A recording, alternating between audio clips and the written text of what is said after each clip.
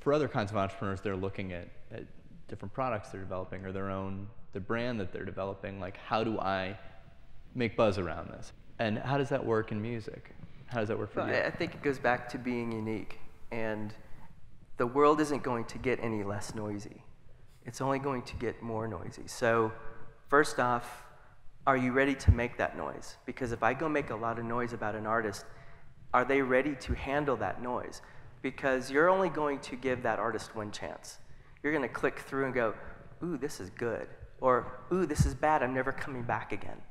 So by the time we ask for your attention, we had better be ready. So obviously there's social things that we can do, live appearances, etc. And you have to also scale it. You know, what is this artist ready for? And what can they handle at this point? I'll give you a real-time example.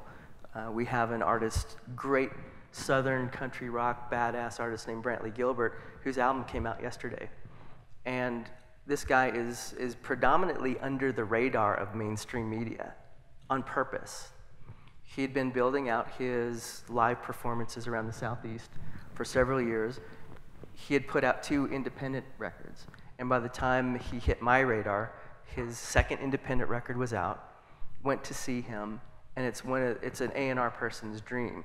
You walk into a club, and you have a full club of people with their fists in the air, singing words to every song that you've never heard before.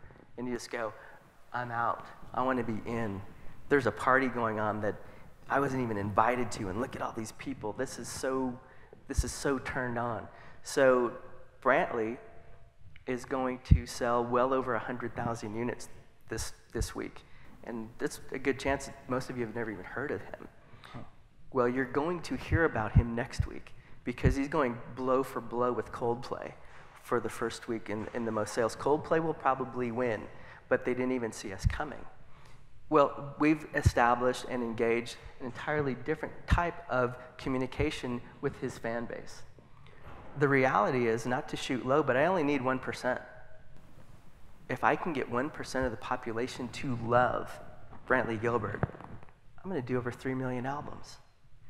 So we've always said we're not interested in becoming McDonald's.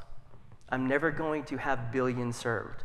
If we can build that Ferrari, or if we can build that Harley Davidson, if you know when you come to the Big Machine label group, it's like, ooh, I like those guys, I like their artists. And it's not really about branding what the label does, but if we have so many things that you actually like, you're gonna go, all right, so Taylor's there, Tim McGraw's there, Brantley Gilbert's there, Justin Moore is there, Thomas Rhett is there, I like these guys. So all of a sudden, there's a side branding opportunity that's happened with the Big Machine label group.